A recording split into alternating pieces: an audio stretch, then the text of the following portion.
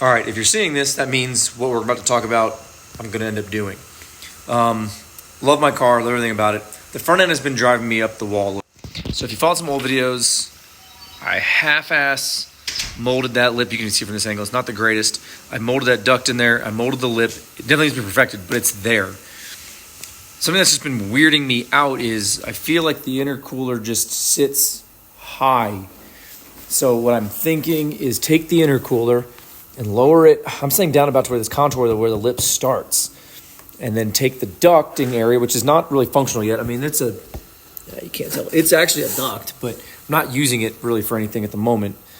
And then maybe start the duct from like here and go down to here and block off this top half that I already started. That's what I'm thinking. I don't know. The front end, just something about it, right? And the intercooler, you can see how far forward it is. And it's only that far forward because, again, I moved, if you've watched past videos, I moved everything, the radiated everything up so much forward to give me a lot of engine bay room to work and just whatever I need to do. So I think what I'm going to do first, I'm just going to disconnect these intercooler side couplers here. I'm just going to kind of place it here and just see what that would look like. The other concern is if I was like to bottom out on something pretty bad, yeah, the intercooler would take the hit too. But the other thing is, it's probably hard to see, definitely hard from this view here. Try to bend that down, but I've got, I think, like the radiator, I want to say, it comes down to like here.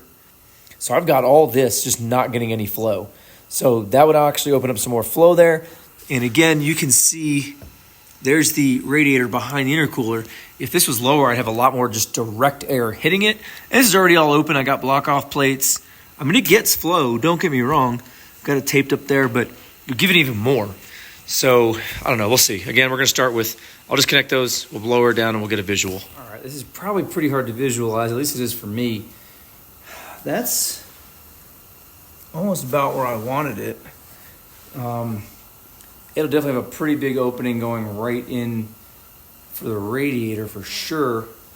I would say to clean it up, maybe make some kind of molding where like it literally comes down to like here and you won't even see the couplers and stuff. They'll be behind the bumper, but obviously for quick access, that kind of screws me a little bit there. I don't know. It might look a little weird, the giant opening up there, but the opening is kind of intentional. That's where I think the opening might look a little bit better if I was to, if this was sitting here, you can see where the block off plate starts, right? So like maybe like right here, back, I just kind of cover. That's like just a rectangle opening here.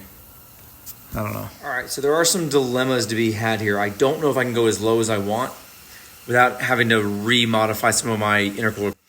That's I don't want to do that because when the bumper's on, this coupler is almost like touching the bumper. And I'd have to take the existing piping, come out and kind of come down. It'd be so low. That said, if you do look, you can see how high I've been pulling the intercooler back up to match my brackets I made. So I just took a measurement here, from the bottom of the splitter to the bottom of this is 4 1/4. That skews this tape measure here. It's pretty rough around the edges, but it's roughly about an inch. So if I can get an extra inch of just pure direct radiator flow, that'll be a plus, and I'll make a compromise and lower it. So let me put the bumper back on, mark an inch. Let me see where that actually sits on the bumper here. All right, so here we are. You can see how close the coupler is already. This is something I was spitballing with my buddy Matt. He kind of had the idea. Again, it's just a rough, it's just up there some tape, but I think something similar to that, maybe on both sides, would look kind of cool once it's actually finished. But this is where it sits. So let's now take this and let's mark it. All right. So what I don't want to do is it sucks. I was going to say I didn't want to remove this because it's a nice under tray that kind of slides underneath the radiator. I may have to just build, or when this gets cut off, I might just adhesive this back to something else or build my own. So I think for starters, I'm going to just cut this off just to make my life a little bit easier. Maybe I can reuse it. This is going to get cut off regardless, right? So rip it out of the rivets. This was here to make a nice flat transition into the radiator, kind of help as like a duct.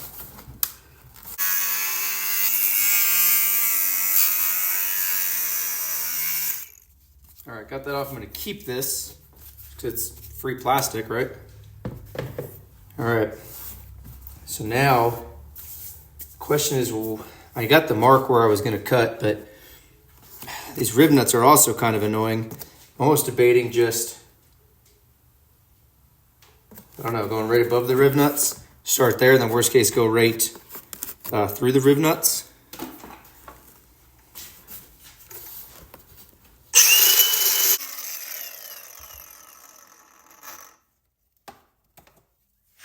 All right, so I think I've come to some conclusion. I don't want to go as low as I thought because I'm gonna have to redo intercooler piping, and I think I can get away with what I'm about to show you without redoing much of the intercooler piping, if at all. So instead of having these go through the bumper, I'm gonna see if I can have them just go straight out like that. I'll have to build a bracket to come over, then I'll fill that, it'll look a little cleaner, it'd be easier to take the bumper on and off that way. And right there is essentially 4 1/4, which it's not dropping a ton, right? But it is dropping some to help give some more radiator flow. But I don't know, let's just say that's roughly like 4 1/8, maybe 4 inches. It's gonna be about 1 inch. And then after I think I cut that down to that line, I will take this and either keep it at that height or start like halfway and lower it down to that. I think that's the game plan for now. So I don't know, first let's just, I'm gonna trim that a little bit down there and put the intercooler on it. We'll see what we gotta go with from there. I really don't wanna redo the intercooler piping. So let's just get to cutting. But it is on the car, and you can see I used the JB Weld plastic like adhesive there. It's kind of gross, but that's fine. We're gonna sand, right? So I kind of got that on there. There's some gaps here. We'll have to fill that. Could have done a better job here for sure. And it's flush right here with the bumper. But I think you get the idea. One of my other buddies was thinking I should have covered the end tank. Well, here's the kicker. If I cover all of the end tank, I'm cutting off kind of a good chunk of the radiator. So the intention, right? I think I'm gonna have some kind of a bracket or another piece of ABS or something coming from there to here and vice versa to meet. So that way air is deflected to go in there. And probably hard to visualize, but I'm gonna build this up, I think, to be the same height as this here. And what I'm ultimately gonna do is from like here up, will be painted the same color as the car, and here down will be black. I got a paint pen marker here. I'm thinking of putting the duct level with the bottom of the opening here. And obviously I'm gonna have to block some of that duct off, but I'm gonna give the ducts last. So now we're on this atrocious side. Did some CAD, a little quick thing here. Did a much better version than over there, but we're resulted with this. Essentially same kind of concept. I'm going to epoxy this here. It'll cover about the same side. And then once these are dry, well, that one's definitely already dry. I'm gonna then have to do, this is only 1/16 thick ABS, so it's not super thick, enough that I can bend it and play with it. I'm gonna end up having to throw a light skim here. Now, if you notice, I went above this body line because I don't wanna mess this body line with the lip pass. But I have to throw a light skim coat here along this and try to just feather this out and blend it in with the car. Same up here. It looks a little weird at the moment, yes. But again, let's see this process through and see where we go. So now, let me take the bumper off and we are going to epoxy this guy on there. All right, so this is marked with a yellow line, roughly where the bottom of this is. That way I can know where to start putting some of it. And then I've got a load of tape that as we start to put the epoxy on there, I'm gonna throw some heat tape on it just to kind of help keep it down. I'm not using anything crazy. I'm just using this pretty quick curing plastic bonder JB Weld. So I'm just gonna kind of pour this in here, mix it up, and just start lathering it on. All right, so you can see I smeared some of the epoxy all over there. I'm just gonna simply now just lay this ABS sheet into its place. I'm okay with the excess because I know it's gonna squeeze out. Just gonna gently hold it. Oh, it's sliding a little bit. Try to get this, I should have had this peeled off first. Here we go, I'm gonna slide it back into place here, making this kind of flush with the top there. That on my mark. It's pretty close. So I'm going to just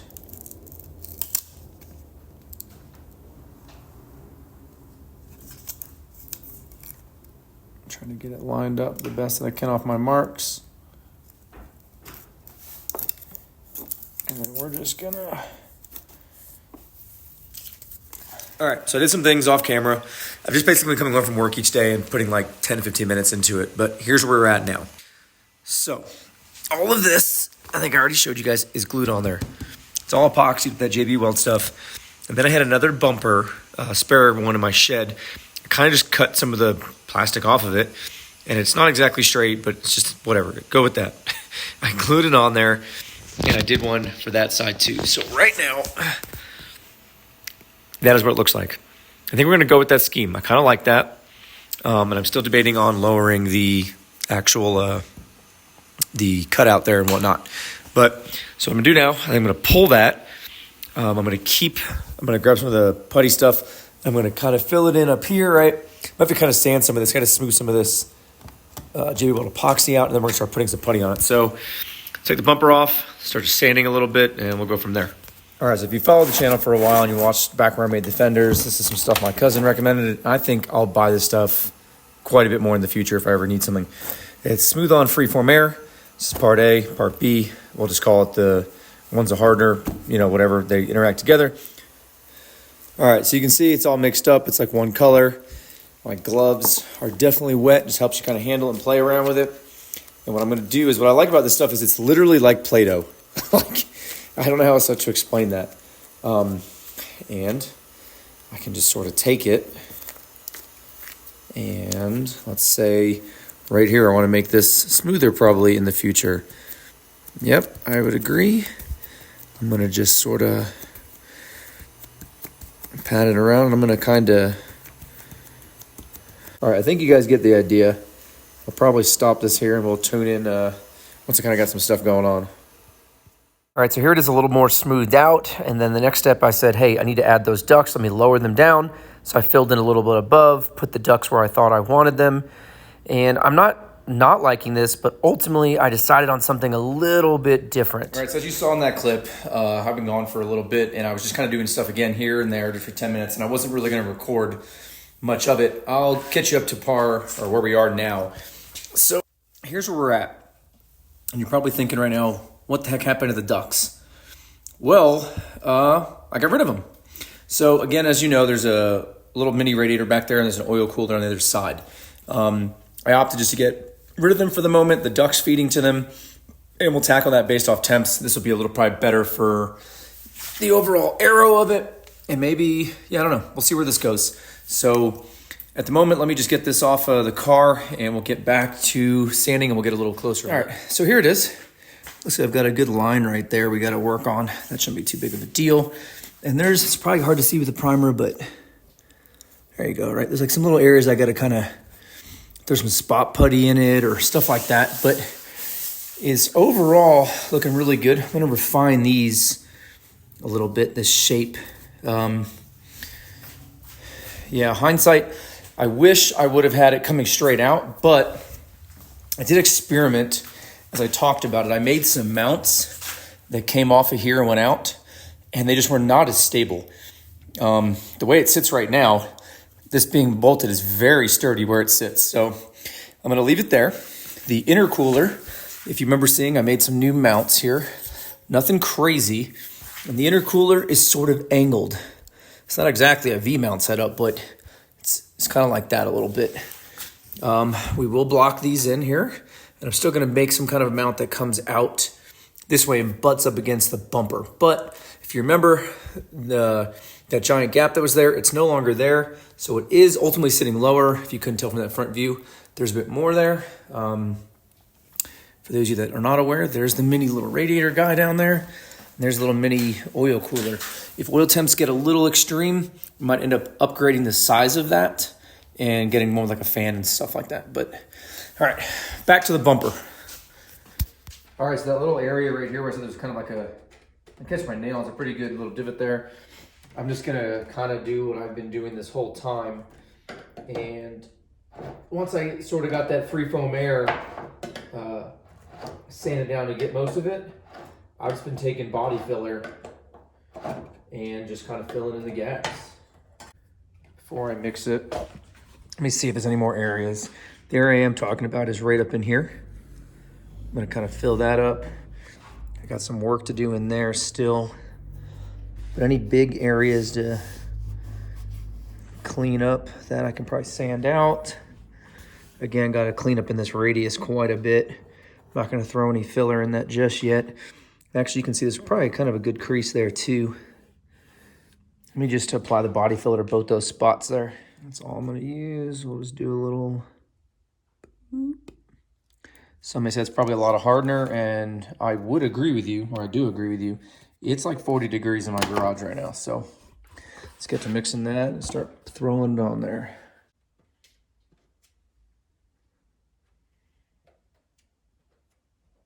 All right, so I threw some spot putty there. Got some of that just kind of going up there. Quick spots that I can just see, and we're gonna let that dry and go come back, we'll sand it. Eventually we will make it to reprimering it, throwing some guide coat on it, and we'll kind of perfect it from there. But this is the next step.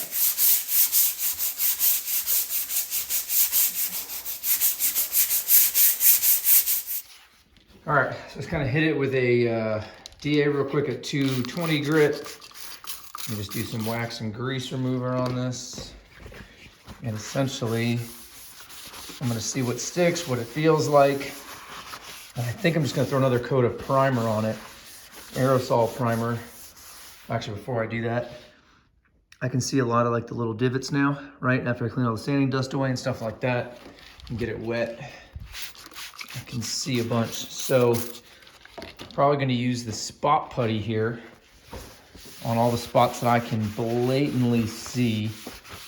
Let that kind of cure, then sand again.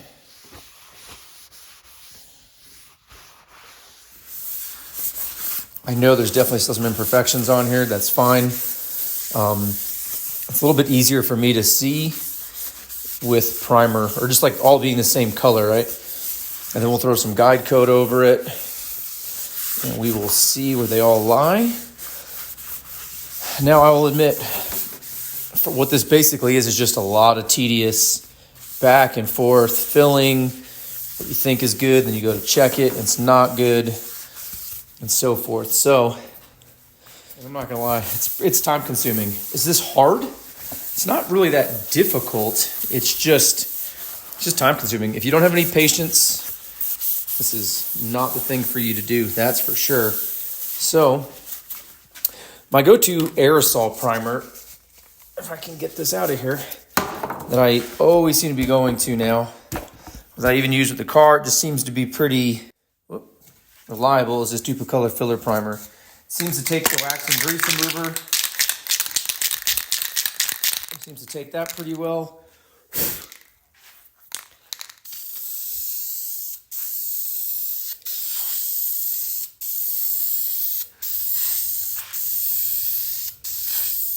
All right, so 2 quick coats of just that aerosol primer. I'm gonna use some of this guide coat, which stuff gets everywhere, but I can see a lot of the imperfections, and I only ran over a DA with 220 grit, so I know there's gonna be some scratch marks, but just rub this everywhere and it kind of will find everything.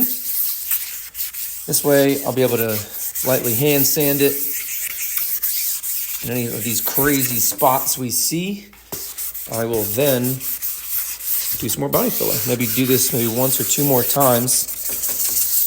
This portion, hopefully not that many more times, but, well, I guess I will, but the body filler portion, hopefully just 1 or 2 more times. And what it's really good at is just finding these crazy little things. Let me just find one. You can kind of see them already showing up there, but once we start sanding, it'll really show itself. All right, a quick 220 grit hit pad there, or look, so you can kind of see that showing through, right? All this just uneven levelness. So 220 grit with a nice foam pad. Let's do a quick hit on it. Didn't I say it's not hard, it's just long, time consuming, it's just tedious. So that side now looks like this. You notice there's no black guide coat anymore. I kind of did a rough hit over here by hand. And as you can see, there's tons of it, right? So I'm just going to keep sanding until I don't see any of it, which means it's all level. And then I can already tell you some areas in here, right, that looks all gross and shit. I will throw some more light body filler on there. I might have to do this 1 or 2 more times, as I mentioned earlier. And I will do the same thing over here until it is all level and good to go. All right, so the bumper's not done. I'm gonna have to end it here. So I was technically supposed to have a track day today, so I was kind of like putting some stuff off and whatnot so I could at least attend the track day. But due to snow, it's postponed for next weekend. So I need to get to a point where I can at least just throw this bumper back on the car and at least go track it. I do think my ultimate goal for this bumper is to skin it like I did the fender. I think I've learned a couple new things with like peel ply and stuff. I think it'll be a good idea. So I need to get this bumper as good as possible. And then I'm going to leave it as like a mold. It's not a mold, I understand, but as a whatever you want to call it.